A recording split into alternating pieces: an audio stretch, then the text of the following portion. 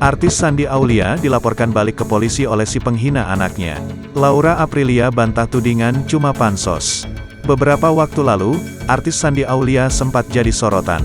Ia melaporkan salah satu haters yang diduga telah menghina anaknya lewat sosial media. Aktris 34 tahun itu sampai menggandeng Hotman Paris untuk menangani kasus pembuli anaknya tersebut yang diketahui bernama Laura Aprilia.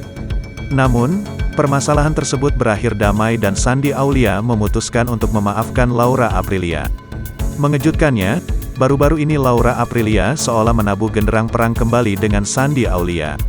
Laura melaporkan balik Shandy Aulia ke polisi atas dugaan pengancaman.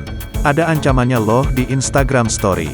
"Itikat baik Anda tidak saya terima kalau nggak datang ke Jakarta, berarti tidak saya terima," kata Laura Aprilia, dilansir Tribun Style dari YouTube Star Story, Kamis, tanggal 26 Agustus tahun 2021.